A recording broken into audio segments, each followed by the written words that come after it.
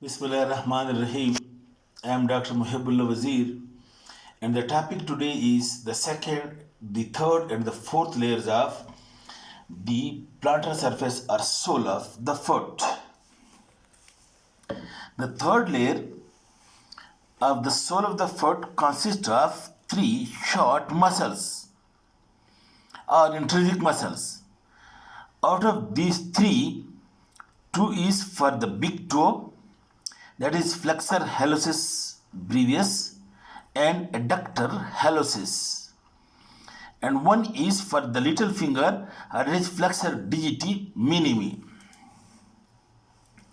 And over here you can clearly see the medial plantar nerve and artery and the lateral plantar nerve and artery as well, and you can see the digital branches then. Now the flexor hallucis brevis muscle, which lies along the middle side, it originates look, from the cuboid and this lateral cuneiform.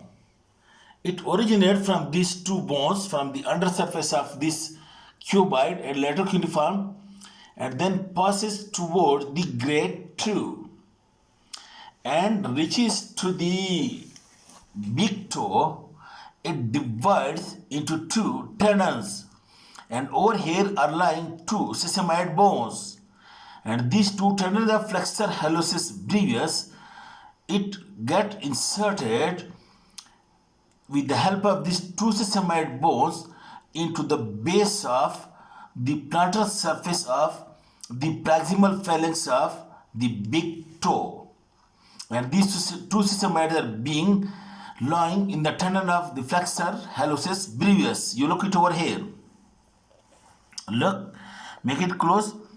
These are the two heads of the flexor hallucis brevis, and this is the two sesamoid bones.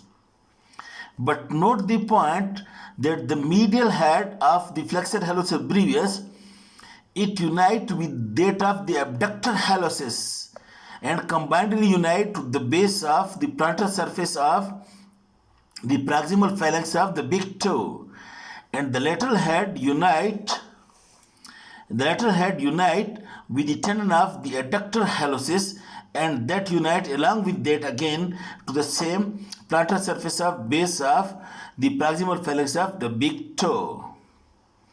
And this muscle, as its name indicates, it helps in flexion of the big toe.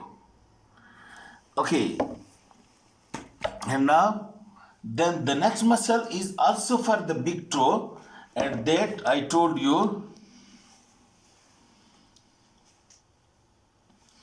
is the adductor hallucis. Look, the adductor hallucis is having two heads. One, this transverse head, you can see transverse is running across the foot, and one, this oblique head.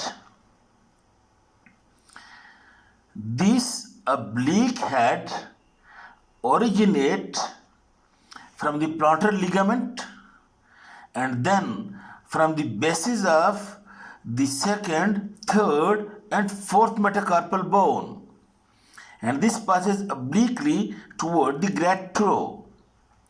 It is being joined by transverse head, and this transverse head is unique by the fact that it is having no bony origin. It is being attached or originating from the plantar ligaments of the metatarsophalangeal joints of the second, third, and fourth digits, the plantar ligaments of and from the deep transverse ligament. Then the two heads unite to form a single tendon, and this tendon then unite with the lateral head of the flexor hallucis brevis, and with the lateral sesamoid, it is being inserted into the base of the proximal phalanx of the big toe. This muscle is specially important for the fact that, of course, it adducts the great toe toward the second toe, but its special importance is, look, this is the longitudinal arch of the foot, and this is the transverse arch of the foot. So this muscle, because it runs transversely and obliquely, so it helps in maintaining the transverse arch of the foot. And this adductor hallucis is being supplied by the deep branch of lateral plantar nerve, while the flexor hallucis is being supplied by the medial plantar nerve. And now the third muscle in the third layer is the flexor digiti minimi, and it originates from the base of the fifth metacarpal bone and from the nearby tendon of the peroneus muscle, and then it passes distally and lies medial to the abductor digiti minimi and is being inserted into the base of the proximal phalanx plantar surface of the lateral or digitus minimus. And its name indicates it is also supplied by the lateral plantar nerve, and it flex the lateral or the digitus minimus. In this way, the third layer consists of two muscle for the hallucis, that is adductor hallucis and flexor hallucis brevis, and one flexor digiti minimi. All are inserted into the proximal phalanx, plantar surface base of proximal phalanx. These two are inserted through the two sesamoid bone. Okay, and now let us go to the fourth layer. Note the point. The fourth layer,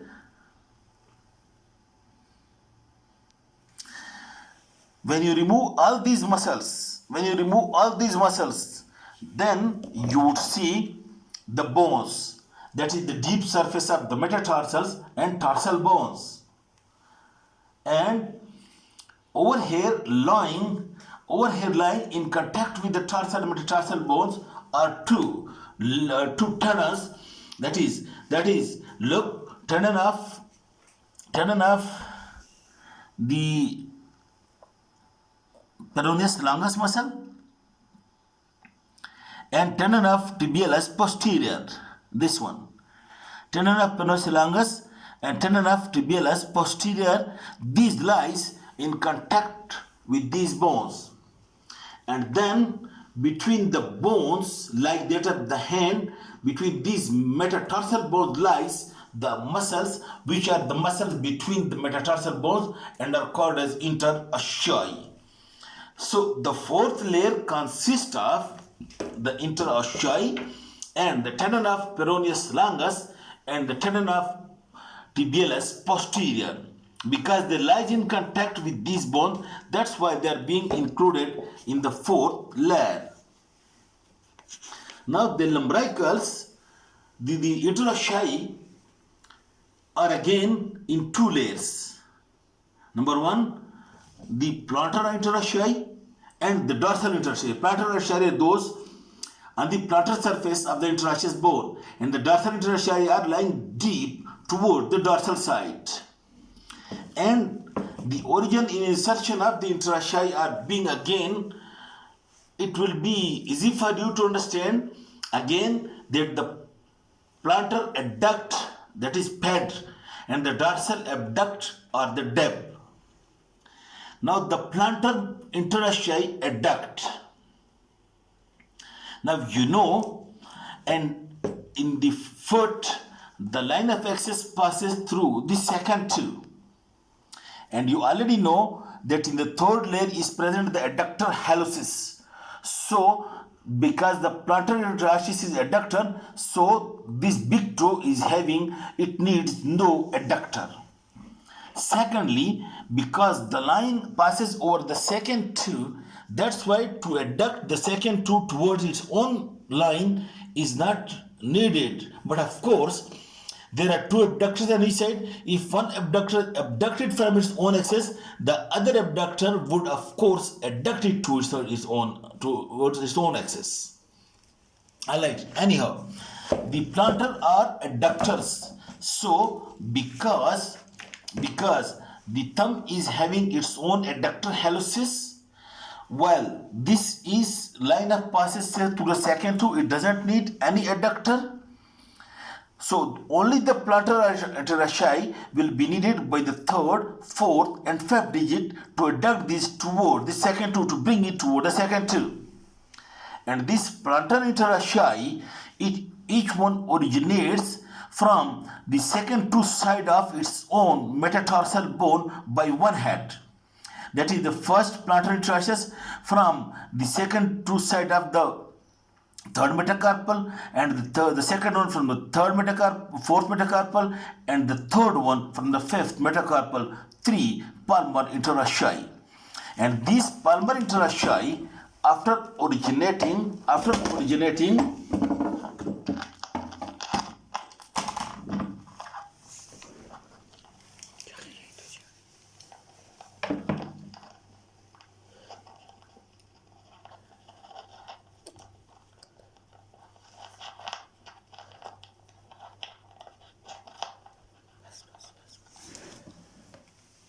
so this palmar interosseous